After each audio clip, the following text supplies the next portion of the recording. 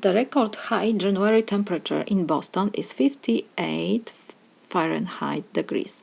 The record low January temperature is negative 12 Fahrenheit degrees. Find the difference between the high and the low temperature. So the high is always positive. We have 58. So we have 58, and the low is negative number. So we have to find the difference. So it will be minus negative 12. So this is equal negative and negative. We have to memorize negative and negative give you always positive sign.